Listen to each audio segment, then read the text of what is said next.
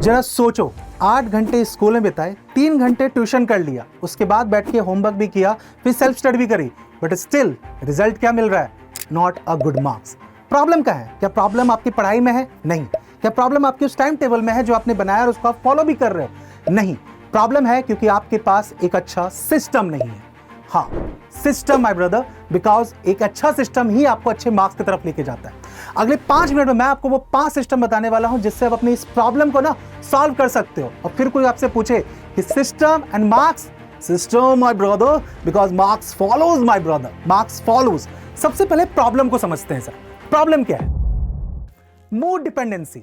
भैया सुबह से लेके शाम तक स्कूल कर लिया, ट्यूशन कर लिया, सब कुछ कर लिया, अब क्या हो रहा है? शाम को घर लौटे, बैठ गए हैं, लेकिन पढ़ाई करने का मूड नहीं है। उस कंडीशंस में कैसे बैठ के हम उन चैप्टर्स को रिवाइज करें? टाइम टेबल या कोई और चीजें हमें बॉन्ड करती है मूड डिपेंडेंसी पे, उससे क्या होता है? पढ़ाई करने का मूड नहीं, रिजल्ट नहीं। दूसरी प्रॉब्लम टाइम फोकस। हम अपने आउटपुट को कैसे ट्रैक कर रहे हैं? टाइम से, कि अगर हमने 4 घंटे पढ़ाई करी तभी हमारा आउटपुट है, 6 घंटे पढ़ेंगे तभी आउटपुट है। खुद को टाइम में बॉन्ड कर लिया है। और इसके बाद क्या होता है? अगर वो 4 घंटे पूरे नहीं हुए तो फिर रिजल्ट 0। एंड उसके इंपॉर्टेंट बात, एनर्जी। भाई जरूरी नहीं ना कि हर दिन उसी एनर्जी, उसी इंथू के साथ हम पढ़ाई करने बैठे।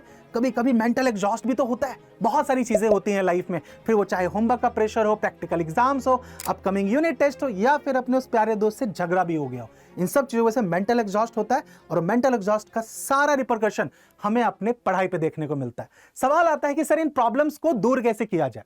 We need a system, a perfect system. क्योंकि सिस्टम एक ऐसा प्रोसेस है जो हमें ना तो टाइम बॉन्डेड है, ना ही वो मूड बॉन्डेड है, ना ही वो हमें बाकी डिस्ट्रैक्शन के गिल्ट से मजबूर करता है। अब समझते हैं जरा इस सिस्टम को। देखो, इसको जरा कंपैरिजन करते हैं। मान लीजिए एक चीज है आपकी, आपने खुद से कहा कि भैया ये चीज हमें शाम में 6 बजे करनी है। सिस्टम कहता है कि ऐसा नहीं करना है। क्यों टाइम बाउंडेशन? जरूरी तो नहीं कि मैं 6 बजे उस चीज के लिए अवेलेबल हो जाऊं, कोई और चीजें आ सकती है। क्या करना है कि भैया सीधी सी बात है, अगर X happen then Y automatically will happen. यानी कि जैसी कंडीशन है, जैसा होगा उसके हिसाब से हम अपनी सिचुएशन से निकलेंगे, यानी सब कुछ ऑन प्रेजेंट होगा। दूसरी बात, टाइम या कोई चीज हमें कहती है कि अगर कोई प्लान हमने फॉलो नहीं किया मतलब हम फेल हो गए। सिस्टम कहता है ऐसा बिल्कुल नहीं है। अडेप्ट टू योर रियलिटी बहुत ही ज्यादा जरूरी है कि हम अपनी रियलिटी को अडेप्ट करें कि ठीक है, चीजें नहीं वर्क कर रही है तो नहीं सही, आगे मूव ऑन करते हैं। एंड उसके बाद भाई साहब गिल्ट, ये तो सबसे बड़ी प्रॉब्लम है ना बच्चों, आपकी और हमारी सबकी लाइफ में, कि अगर कोई चीज हमने फॉलो नहीं करी है और फिर उसके बाद हमें होता है रिग्रेट, रिग्रेट हमें ले जाता है गिल्ट में, गिल्ट हमारा कॉन्फिडेंस लो कर देता है। सिस्टम कहता है ऐसा कोई जरूरी नहीं है, हमें किसी गिल्ट में नहीं रहना है, हम तो अडेप्ट करेंगे, हमें पता है हमारी कैपेबिलिटी क्या है, तो यानी हम गिल्ट पे नहीं जाएंगे, हम दोबारा से काम करेंगे। अब आते हैं हम पहले सिस्टम पे, ध्यान से सुनिएगा जरा। सबसे पहले तो अपना माइंडसेट बदलो, क्योंकि माइंडसेट ही सब कुछ है। अब माइंडसेट कैसे बदलना है?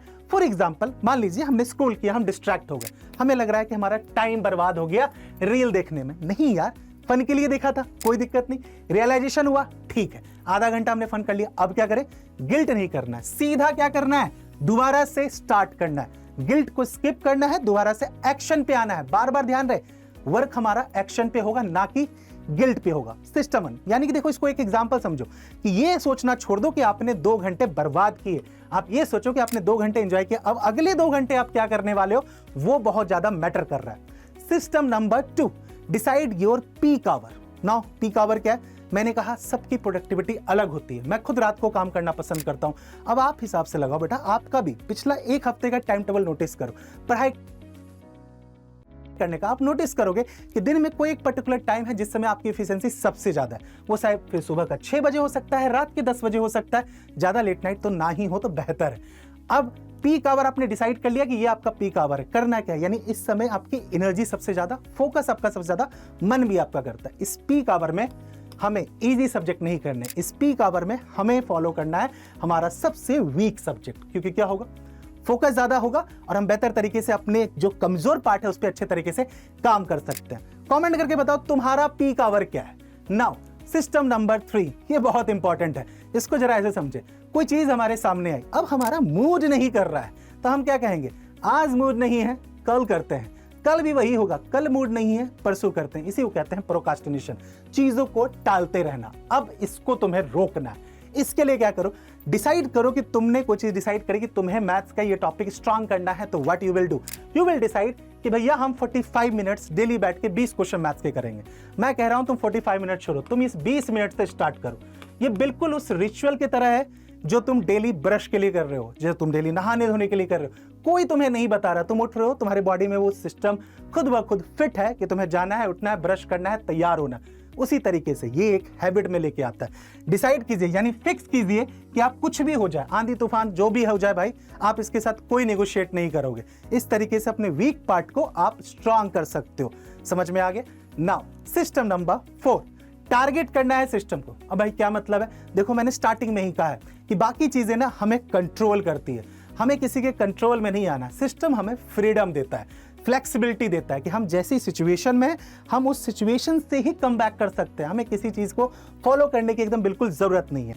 ऐसा बिल्कुल मत कहो जब भी आप पढ़ाई करने बैठो कि अगले 2 घंटे अगर मैं पढ़ाई करूंगा ना या करूंगी तभी मुझे आउटपुट मिलेगा। नहीं, हमें अपने डेली छोटे छोटे टारगेट सेट करना है और फिर क्या करना है, अपने डेली टारगेट पे ही वर्क करना है। कोई 1 महीने का टारगेट नहीं, छोटे छोटे डेली रहा। फॉर एग्जांपल, खुद से कहा कि आज मैं बायो के 20 MCQs करूंगा या करूंगी क्योंकि मेरा ये चैप्टर यूनिट टेस्ट में आ रहा है। बात खत्म।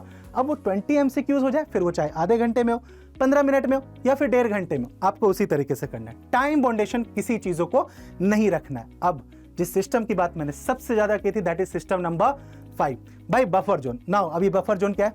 रात में सोने से पहले अपना आधा घंटा निकालो और आधे घंटे बैठ के बस ये एनालाइज करो कि पूरे दिन भर का जो आपने छोटा छोटा टारगेट बनाया था, क्या वो टारगेट आपका पूरा हो गया। आपको खुद समझ में आ जाएगा कौन सा टारगेट पूरा हुआ है, कौन सा नहीं। और फिर से मैंने क्या कहा, अगर कोई टारगेट पूरा नहीं हुआ है तो अपने को गिल्ट नहीं करना है। सिस्टम कहेगा, सिस्टम आपको सोल्यूशन दे देगा कि यार इस टारगेट को पूरा नहीं हुआ, कोई बात नहीं, कल सुबह उठते ही सबसे पहले ये करना है। या हो सकता है आप उसी समय उस टारगेट को कंप्लीट करोगे। अब इनसे होगा क्या वो मैं तुम्हें बताता हूं। देखो सीधी बात है, 1 घंटे का deep focus far better than होता है 6 घंटे की डिस्ट्रैक्टेड स्टडी से। तो फोकस कैसे बनेगा? सिस्टम से। समझ में आ गई बात? ये सॉल्यूशन आपको समझ में आया होगा। डेस्क पे बैठ के ना 6 घंटे ऐसे में डिसाइड करो कि यार 8 घंटे पढ़ेंगे तो ये हमारा रिजल्ट आएगा। नहीं, रिजल्ट 1 घंटे की पढ़ाई से भी आ जाता है। डिपेंड करता है कि वो 1 घंटा 8 घंटे पे कितना भारी पड़ता है। अब देखो रिजल्ट आपको कैसे मिलेगा। आपने एक अपना सिस्टम क्रिएट कर लिया जो आपने शायद अभी तक कर ही लिया होगा। इससे आपकी एक हैबिट बन गई। हैबिट बन गई तो आपकी एक कंसिस्टेंसी बनी रहेगी। ये बहुत इंपॉर्टेंट है। और जैसे ही आपकी एक कंसिस्टेंसी बनी रहेगी तो आपको कॉन्फिडेंस भी आएगा कि आप बिल्कुल सही चल रहे हो। और फिर मार्क्स माय ब्रदर, मार्क्स। और यही जो कंसिस्टेंसी है ना, इसको बरकरार करने के लिए you need a good mentor और कोच जो तुम्हें टाइम टू टाइम ना ऐसे कान पकड़ के तुम्हें नकेल कसे कि बेटा तुम भटक रहे हो ट्रैक से, वापस आओ। और उसके लिए you need a good batch. तुम बोलोगे सर हम काफी लेट हो चुके हैं सर, बैच के प्राइसेस भी बहुत ज्यादा बढ़ गए हैं सर, अब क्या फायदा एनरोल करने का।